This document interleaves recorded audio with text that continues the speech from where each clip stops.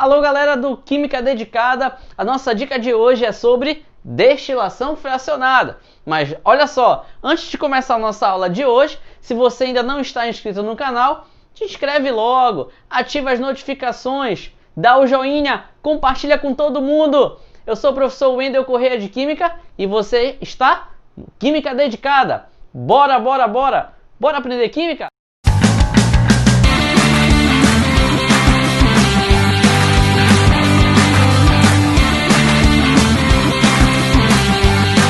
Bem, antes de você assistir essa aula de destilação fracionada, recomendo que você assista primeiro essa aula que aparece no card acima. Destilação simples, tudo que você precisa saber.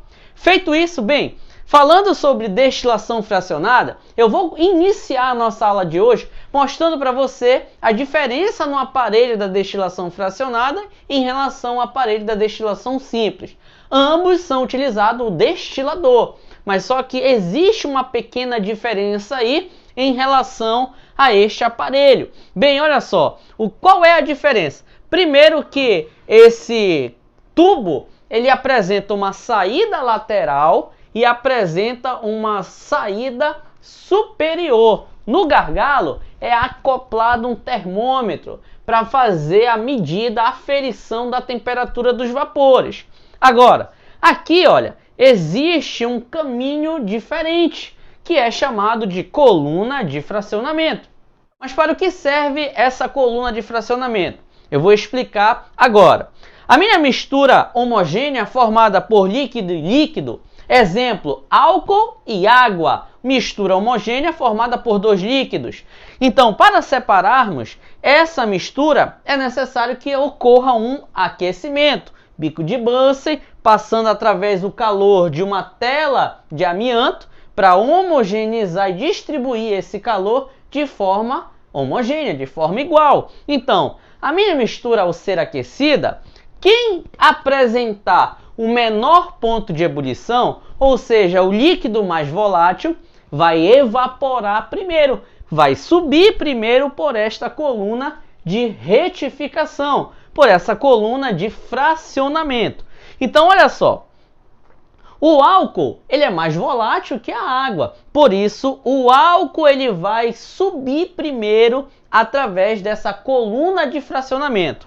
Uma boa coluna de fracionamento deve promover um caminho bem difícil para os vapores. Assim, vai passar apenas o líquido mais volátil, o líquido que apresenta o menor ponto de ebulição. Então vamos lá, o álcool passou pela coluna de retificação, pela coluna de fracionamento, ele vem para esse outro compartimento, por essa saída lateral. Ao chegar neste compartimento, onde tem um acoplamento de água, que tem como função refrigerar, porque o vapor vem extremamente quente aqui da minha mistura, do meu balão de destilação.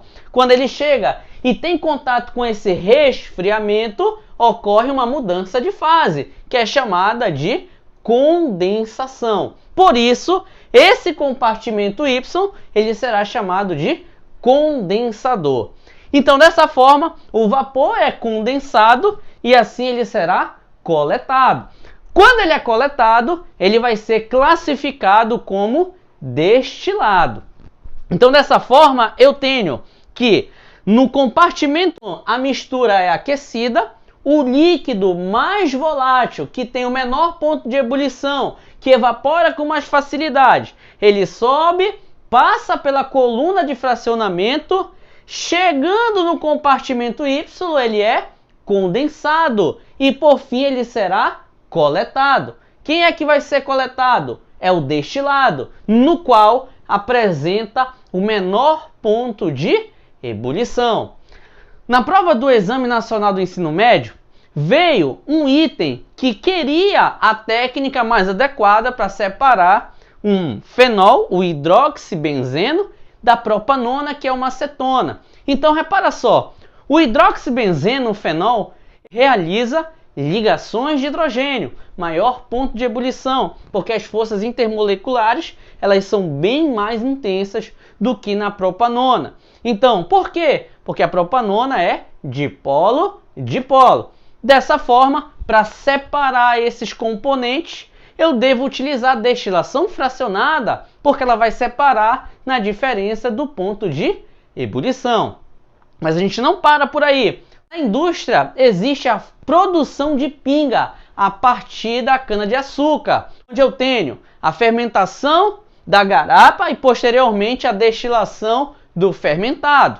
Mas olha, além disso, muito comum também aparecer em prova, tome cuidado, é a destilação do petróleo, que é a destilação fracionada, onde vamos obter as frações do petróleo, gasolina, gás combustível, óleos lubrificantes, alcatrão, hulha, querosene, óleo diesel e por aí vai.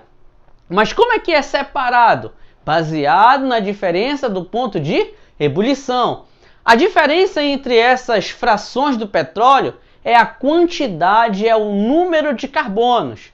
Por quê? Porque quanto maior o número de carbonos, maior é o peso molecular. Se é uma molécula bastante pesada, é necessário que tenha bastante energia para romper as interações intermoleculares. Falando de forma simples, se a molécula é muito pesada, é necessário bastante calor para ela evaporar. Por isso, quem tem o maior número de carbonos, automaticamente vai ter um maior peso molecular. Por isso, tem o maior ponto de ebulição. Tudo bem? Eu espero que você tenha gostado. Coloque nos comentários a sua dúvida e até a próxima. Química Dedicada!